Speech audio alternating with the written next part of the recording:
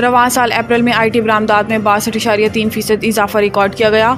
BBC report के मुताबिक SIFC की कारोबार दोस्त पॉलिसी से IT सेक्टर को फ़रोग़ मिला। रिकॉर्ड इजाफे की वजह से SIFC की जानिब से कारोबार दोस्त पॉलिसीज़ और पॉलिसी इस्लाहात हैं। ये इजाफा दो अवामिल का नतीजा है। पहला, मुस्तहकम मकामी करेंसी और फ्रीलांसर्स के लिए गैर मुल्की आमदनी के मकामी बैंक अकाउंट्स में जमा करने की इजाज़त, जबकि दूसरा, स्टेट बैंक ऑफ पाकिस्तान की जानिब से IT कंपनियों की रिटेंशन की हद में नरमी करते हुए 35% से 50% तक कर दिया गया है। IT शोबा SIFC की तरजीही शोबों में से एक है, जिसके फ़रोग़ के लिए तमाम स्टेक होल्डर्स को एतमाद में लिया गया है। हद तक इज़्ज़त का कानून के खिलाफ दरख्वास्त पर एतराज़ ख़त्म, काबिल समाअत करार। दरख्वास्त एडवोकेट नदीम सरवर के ज़रिए दायर की गई, जिसमें वज़ीर आला और गवर्नर पंजाब बज़रिया प्रिंसिपल सेक्रेटरी जबकि सूबाई हुकूमत को भी फ़रीक बनाया गया। दरख्वास्त गुजार के वकील ने कानून से मुतालिक नोटिफिकेशन की कॉपी रजिस्ट्रार ऑफिस को जमा करवा दी। दरख्वास्त गुजार के मुताबिक हद तक इज़्ज़त कानून आइन और कानून की मुनाफी है।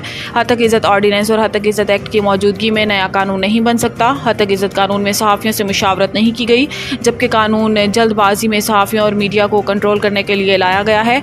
दरख्वास्त में इस्तदा की गई है कि अदालत हद तक इज़्ज़त के कानून को कलअदम करार दे और दरख्वास्त के हतमी फैसले तक हद तक इज़्ज़त कानून पर अमल दरामद रोका जाए। बेगुनाहों के जेलों से निकलने तक इज़्ज़त के ख्वाहिशमंदों को इज़्ज़त नहीं मिलेगी। इस्लामाबाद में अदालत में पेशी के मौके पर मीडिया से गुफ्तगू करते हुए शेख रशीद ने कहा कि 500 आदमियों को झूठे केसेस में अडियाला जेल में रखा हुआ है। इस ईद पर बेगुनाह लोगों को रिहाई मिलनी चाहिए। इनका कहना था कि जब तक बेगुनाह लोग जेलों से नहीं निकाले जाएंगे तो इज़्ज़त के ख्वाहिशमंदों को इज़्ज़त नहीं मिलेगी। एक सवाल के जवाब में सरबराह अवामी मुस्लिम लीग ने कहा कि नवाज शरीफ अब मेरी तरह साइड पर ही रहे। मैंने सियासत से किनारा नहीं किया, बल्कि 2 महीने तक साइड पर हूँ। शेख रशीद ने कहा कि 2 महीने से सियासी तौर पर अहम है।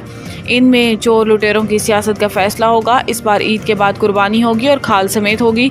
कसाई का इंतज़ाम हो गया है। तनख्वाहदार तबके का टैक्स कट जाता है, बाकी सब मुझे कर रहे हैं। अनवारुल हक काकड़ इस्लामाबाद में सेमिनार से खिताब करते हुए अनवारुल हक काकड़ का कहना था कि हमने तामीर पाकिस्तान तो की, लेकिन तकमील पाकिस्तान में पीछे रह गए।